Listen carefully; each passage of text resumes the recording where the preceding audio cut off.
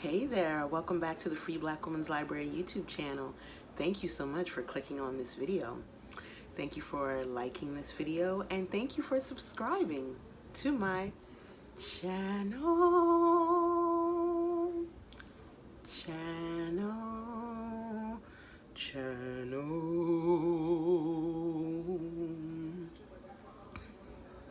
Welcome back, y'all. Welcome back to the antics of the Free Black Women's Library. I appreciate you being here.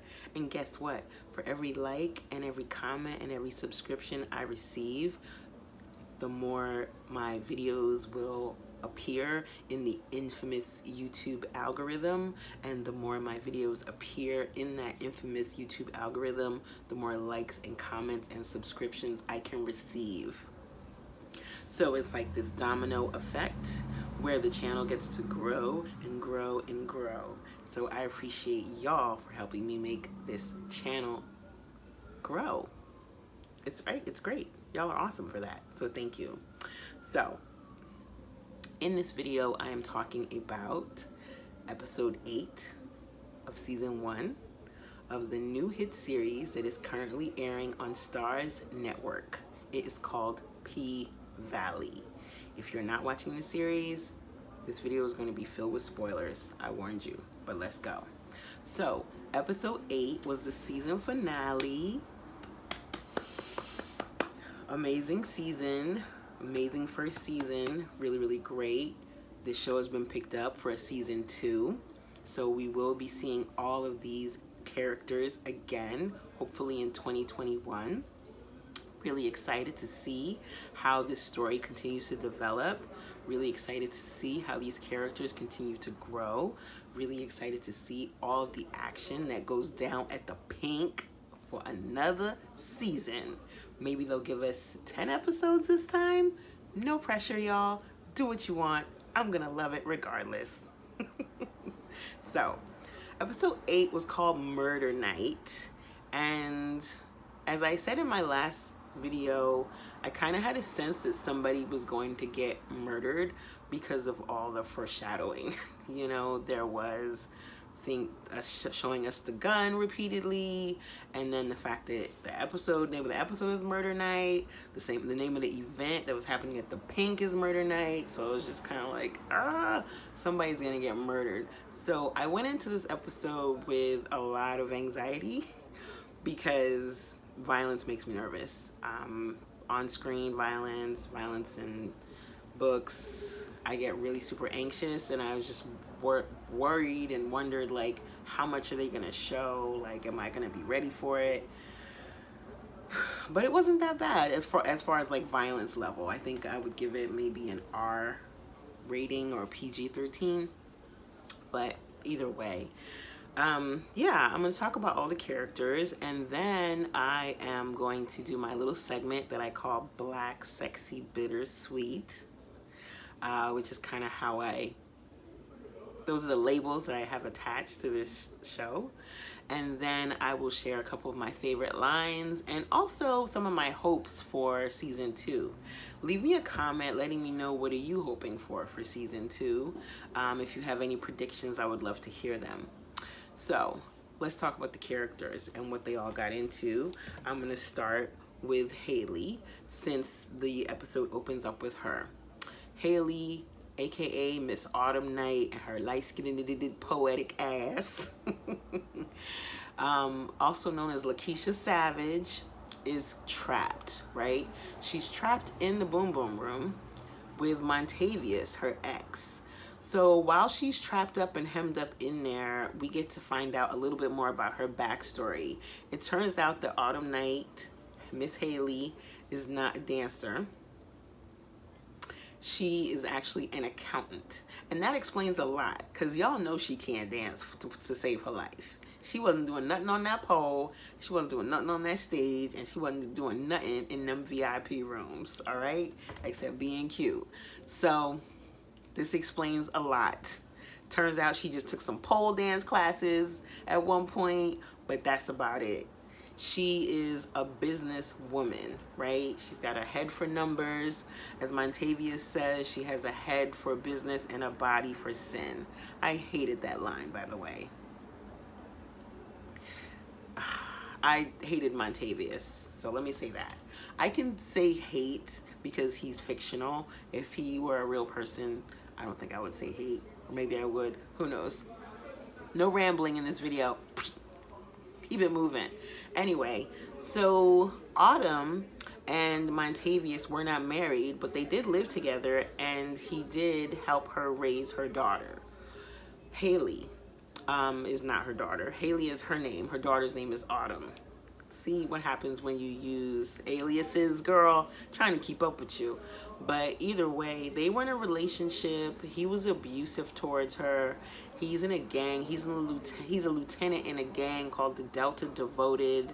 I think that ring that he wears might be part of their symbol or some type of like something that will connect all the members at some point, maybe in season 2 when other people show up to like look for him.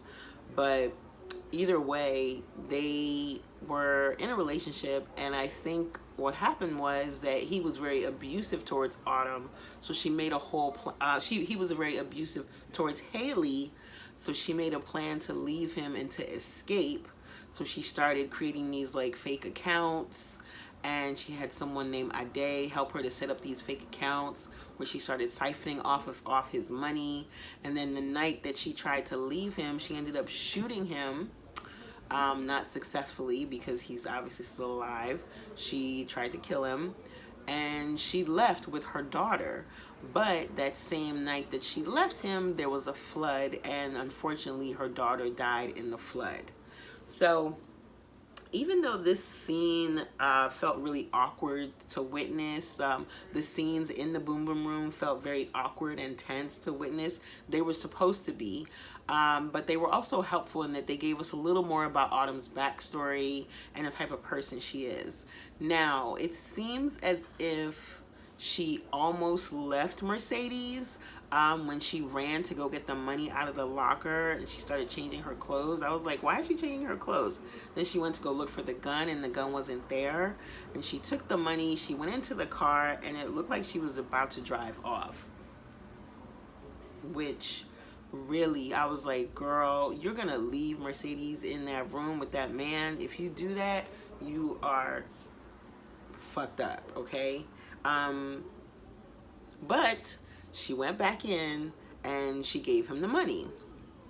So, you know, there's the scuffle, all the different things that went down in the Boom Boom Room. Somehow it seems like Montavious ended up dead. Looks like Uncle Clifford might have shot him, because Uncle Clifford was the person with the, last we saw, Uncle Clifford was the person with the gun, right? We didn't see Montavious's dead body, and we did not hear anything else about him the next day. Like, nothing was mentioned. But we have some clues as to how something really kind of backhanded and sneaky might have went down. For one, when the news report was reporting the story about the Pynk, they said 20 people have been injured, but they didn't report any deaths. Okay? So that means that Montavious's body was disappeared, was vanished, right? And we know that Wody, Lil Murda's manager, works in a funeral home, right? So when it comes to like dealing with the dead, Wody has lots of experience when it comes to dealing with the dead, right? We know that Duffy had that big old truck filled with all that oxy. So I'm imagining that somehow after everybody ran off and scattered before the police showed up, they somehow got Montavious's body out of there, and they cleaned up all that blood. And when the cops showed up, if the cops ever did show up, there was no like remnants of murder except for bullet holes in the doors. Like, there's a lot to cover up, but it is the Pynk, and it is kind of a messy, kind of beaten, battered looking place. And it's also very, very dark, so who knows. But either way, Haley ends up with that $250K, and she buys the Pynk at the public auction. So now she owns the Pynk, right? She owns the land, but it seems like she's interested in being a partner because she tells Uncle Clifford, she shakes her hand and she says, partner, it's time to open things up back at the Pynk. So this is how Haley's story ends for this season. She owns the Pynk, she's staying in Mississippi, her and Andre had looks, and her and Uncle Clifford are now business partners. Fine. And, you know, outside of the danger that might be coming down the line as far as like the gang members tracking her down, I feel like her being a boss at the Pynk is kind of perfect because she's a businesswoman and because she has good money management skills, so she can possibly turn the Pynk around and make it into the lucrative business that it should be with all those fly ass women working there. So speaking of fly ass women, let's talk about Mississippi. So Mississippi is like the queen of the night. She comes out there with Lil Murda and she slays that pole. She shows off and shows out, okay? Like, I don't know who the dancer is that is the stand-in or dance-in for Mississippi's character, but please, give that woman her flowers, give her her checks, give her her prizes, because she is everything. Like, ooh, child. Ooh, child. She was so good. She was so good. Like, the concert part of the episode was probably my favorite part because I really got caught up in that moment. And she slayed that stage so much so that the manager who had supposedly come to see Lil Murda ends up being deeply fascinated with her and decides that he wants to manage her, maybe make her into a hip-hop star, maybe get her a deal with Nike, something. He's just like, let me elevate you, girl. Let me just work with you because you are amazing. You are a star. And Mississippi's open and she's sprung. She takes his business card and she looks at him like, you know, and I don't know how I feel about the manager. Rome Coffee from Blue Guap. But part of me was kind of like not really feeling him because of the way he just kind of like dissed Lil Murda and the way he was really kind of focusing all his attention on Mississippi.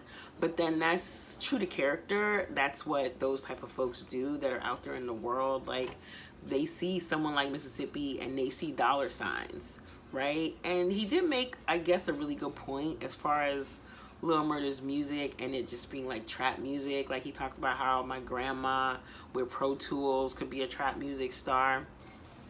Lil Murda was excellent, but I guess he just needs like a little bit more, something a little bit different about his act to like take him to another level. Maybe him coming out of the closet will do that. Who knows? But either way, I understood his point, but I just didn't like how he said it because it was very dismissive of Lil Murda's talent and Lil Murda's potential. And, you know, Mississippi is there just working the room, doing her job, trying to figure out a way to make her dreams come true and make something more of herself than she is. But Derek is like this evil troll looming in the background, watching her every move, hating, squinting, staring. She's on stage shining like a freaking diamond and he's just standing there, face screwed up, jealous and angry, you know. So he roughs her up when he finally gets her away from the manager, business manager, Rome. He roughs her up over in the corner by the DJ booth and tells her, you know, we're leaving right now. Get your shit. It's time to fucking go. When I get back from taking the piss, you better be outside waiting for me. And unfortunately, or fortunately, Diamond catches that whole moment from across the room. He sees it all. And he decides he's gonna do something about it. So Mississippi, we come to find out that Mississippi takes the gun from the locker, and because who else would have taken it? She was only a person who had the combination. She takes the gun from the locker and goes out into the parking lot to wait for Derek. Meanwhile, Derek is in the bathroom. He said he was going to go take a piss and leave, but Diamond confronts him in the bathroom, and they end up getting into it and getting into this horrible scuffle. And am I the only person that thought Diamond would kick Derek's ass easily? I was a little bit taken aback by the fact that Derek could really scuffle. I was taken aback by that. I will just say that. I doubted homeboy. I thought since he just beat on women, that when it came to like fighting another man, that he wouldn't be able to hold his own, and he did. That fight was a lot. And Diamond had his gun on him. Derek got the gun away from him. They went back and forth. They fell out into the club. Everybody scattered. By the end of it all, Mississippi came rushing back in at one point when Diamond was right over Derek, kind of punching him, and it looked like he was going to end him. And Mississippi pointed the gun at Diamond and said, "Stop it, get off him." And Diamond looked like he was so crushed. He looked so hurt. He looked so upset that Mississippi would pull a gun out on him to protect a man that's abusing her. And I saw a lot of chatter online, a lot of people out there who were like dissing Mississippi, talking about how stupid she is, or how heartless she is, and how she's got battered women syndrome and Stockholm syndrome and all these different things. And that's why she would raise a gun to Diamond to protect her abuser.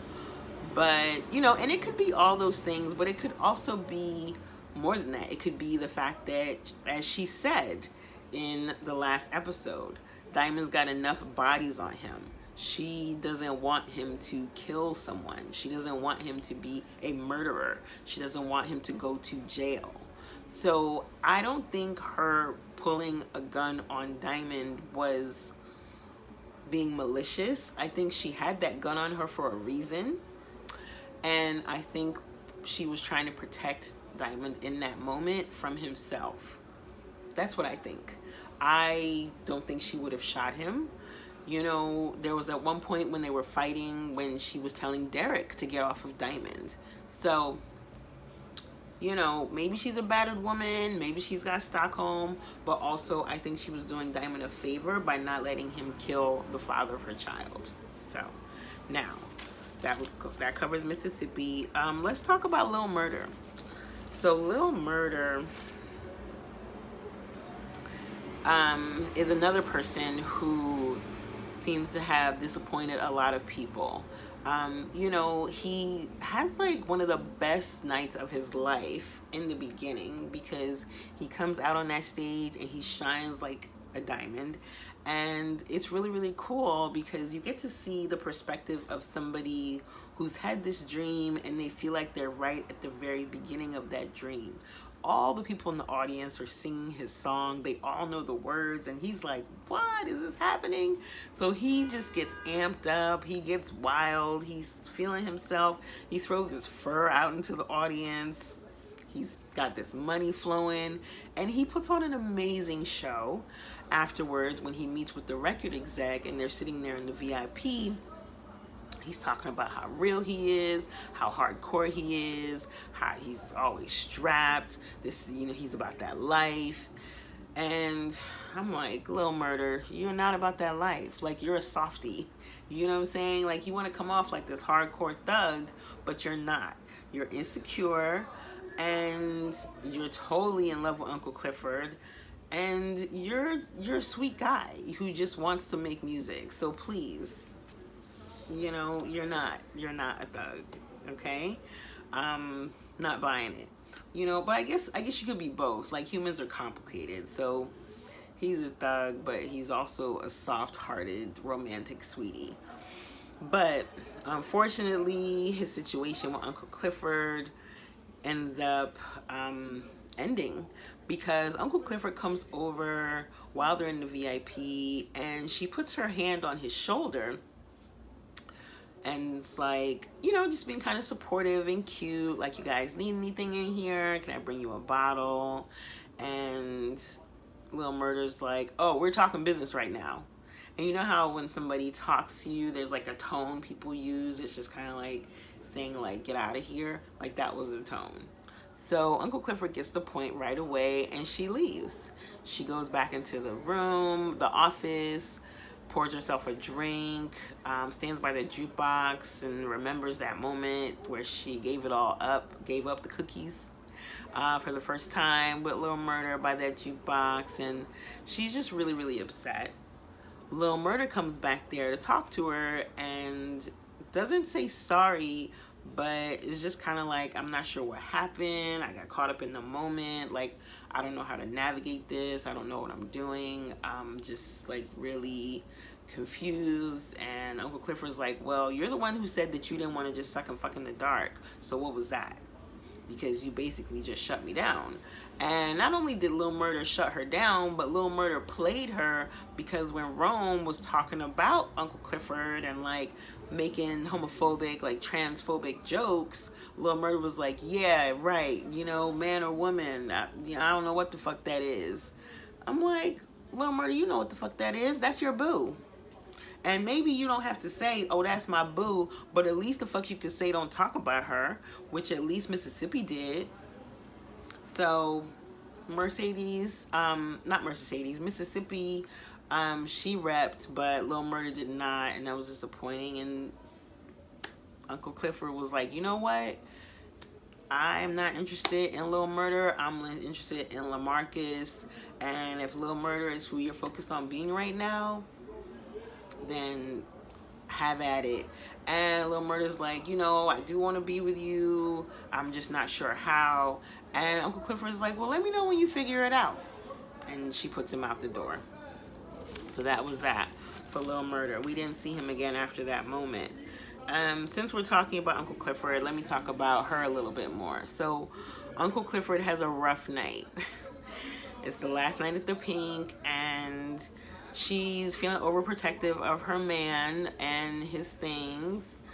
All the girls are giving her man all this love, and she's being super supportive at one point, but then she gets shut down. Like I said, she ends up kind of like crying, angry, feeling heartbroken.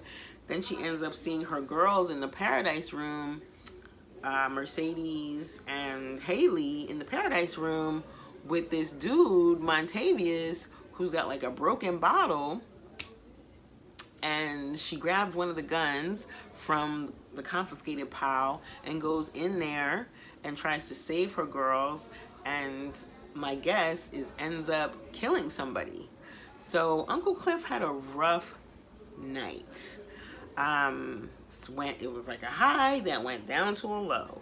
So the next day, we see Uncle Clifford at the auction with the girls and the auntie. They all have like their funeral gear on. So when we saw in the trailer them going to a funeral, it was the funeral for the Pynk.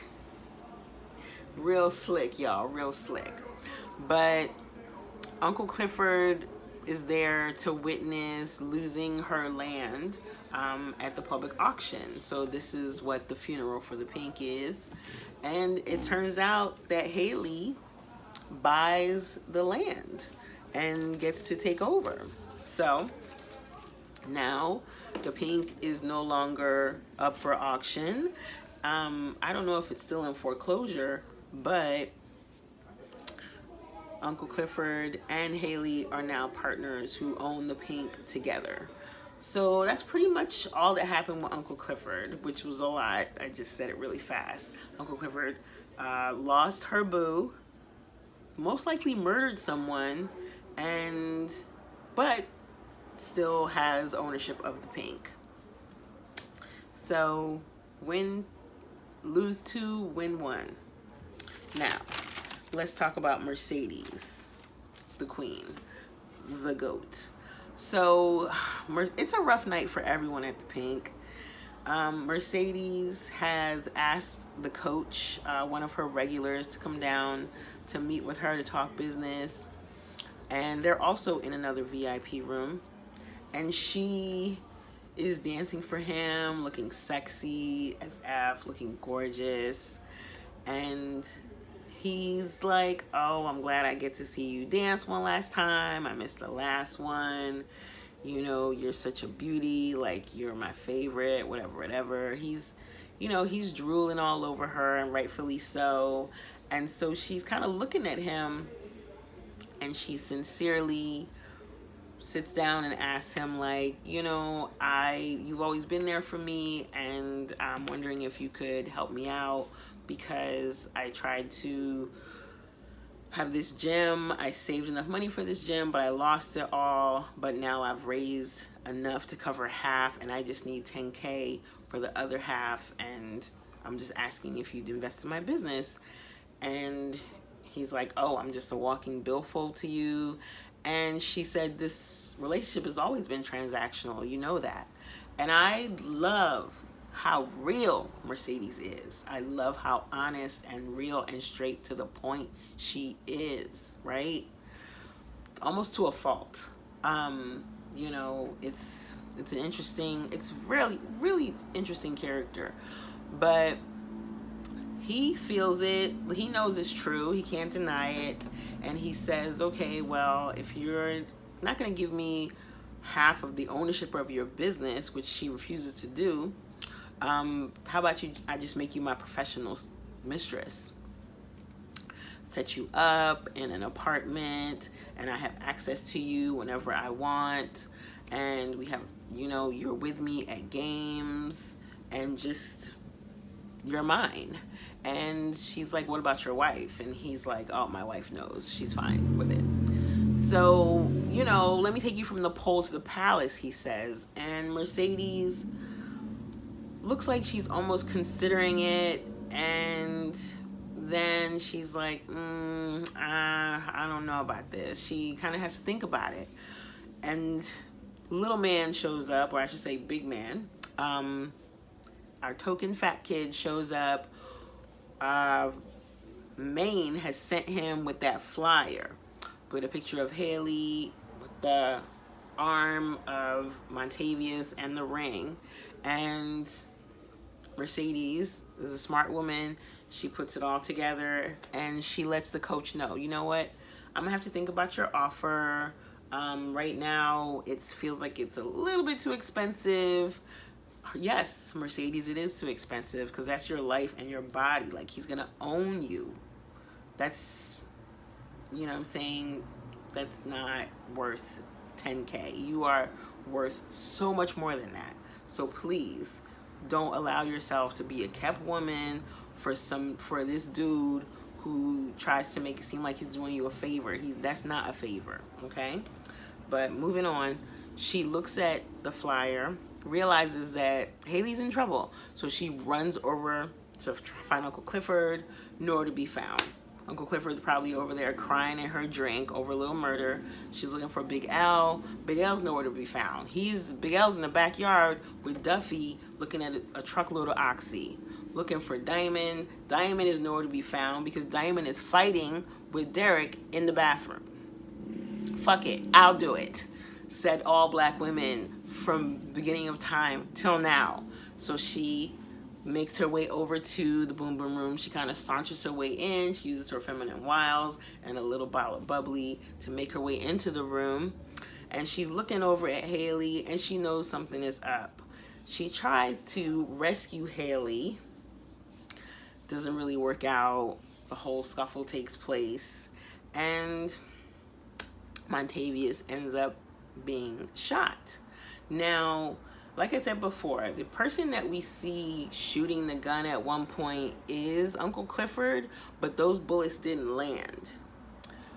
The gun went off 3 times while Diamond was on the other side of the door, and that's when the blood kind of just flowed underneath the door.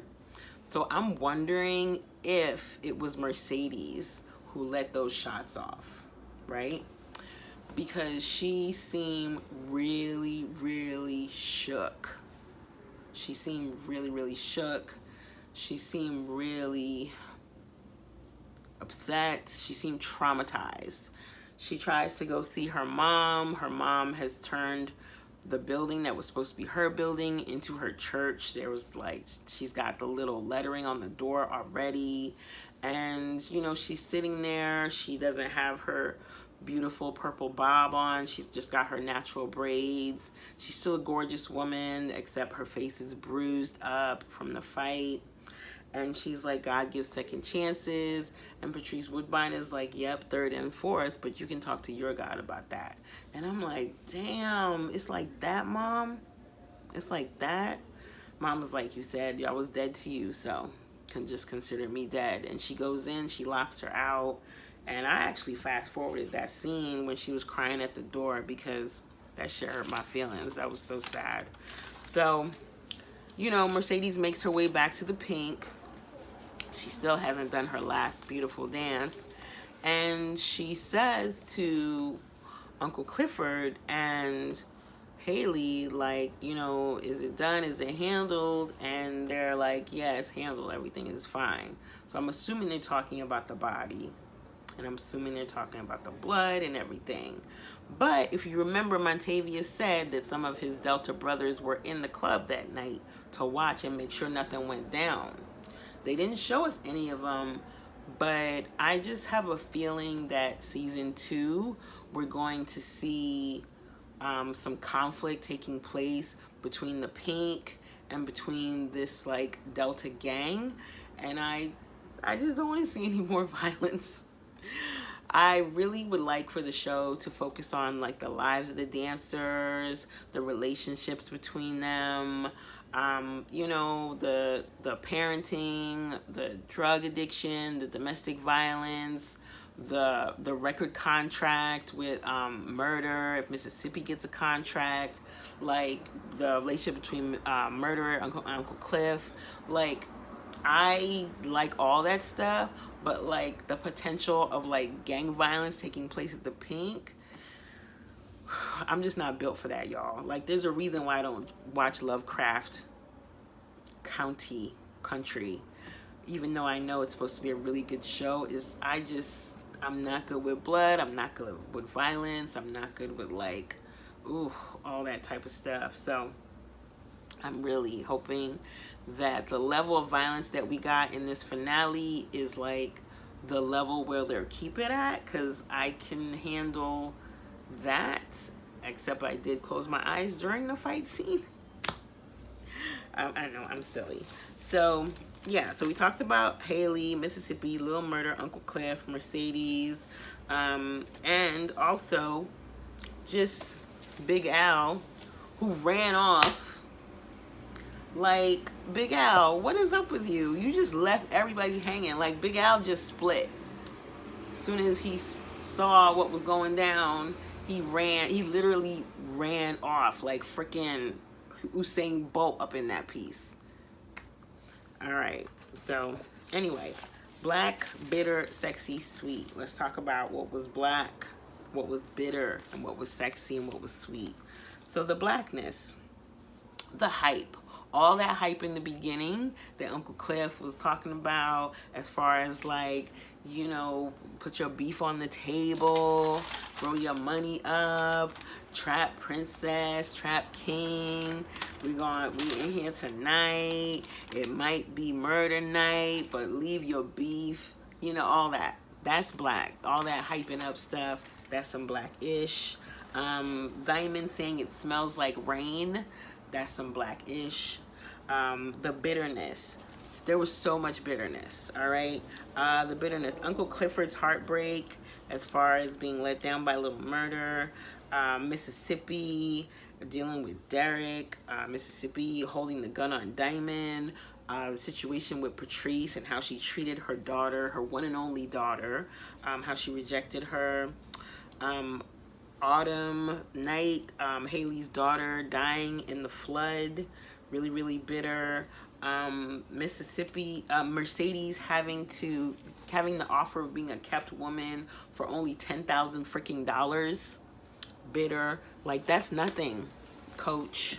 You're not giving her that much money for her to be doing all that, for her to be like committed to you and just like living for you to just show up at her door to like have sex with her randomly, or for her to like sit pretty in your skybox, you're gonna give her 10K. Like, that's nothing. We know that Coach is paid. We know that Coach is rich. And that's really not a lot of money. Okay, so let's talk about what was sexy. Mississippi's dancing. Woo, child. When she was upside down on that pole and they were rapping M-I, and her legs were going M-I, they were clapping together. And then she was spinning around it. SEXXY, girl. Whoever you are, keep doing your thing. What else was sexy? Oh, when Mercedes was dancing in the VIP room for her coach. She was looking all cute, and she turned around and did her bob like that. I love that. Now, let's talk about what was sweet. Lil Murda and Mississippi holding hands right before they went off on stage, and that little smile they gave each other. I really like that brother-sister dynamic they have going on, and how they kind of like play off each other. Like, there's no sexual chemistry. It really feels like a sibling thing. And what else was sweet was when Mississippi was defending Uncle Clifford against Rome. She was like, don't talk about my boss. My boss ain't no punk. Watch yourself. I thought that was sweet. Now, let me share my favorite lines. My favorite lines is the last motherfucking supper. Let these N-words have their cakes and eat them too. Mississippi said that.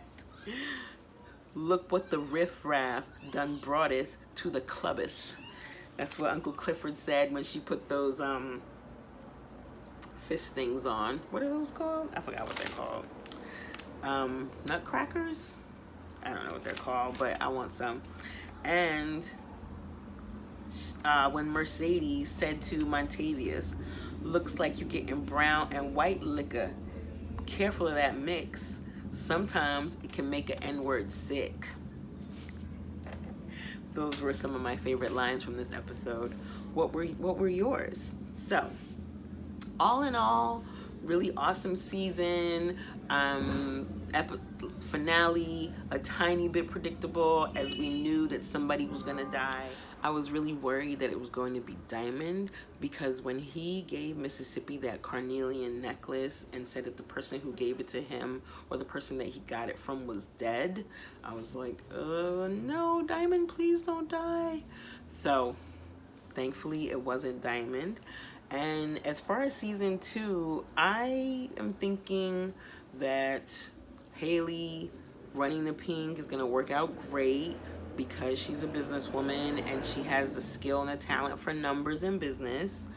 I'm really hoping that Mercedes is able to figure out how to get that other 10K that she needs for her club. Maybe Haley will invest, although she doesn't have any money left because she gave it all up at the auction.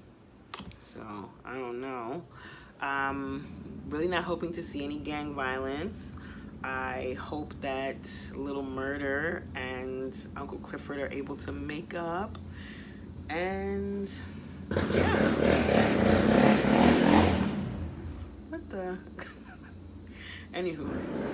So let me know what you thought of the season finale. Let me know what you thought of the season overall. What are your predictions or hopeful things that you're looking to see in season 2? And thanks for watching. Like I said, like, comment, subscribe. All right, bye y'all. Thanks for watching.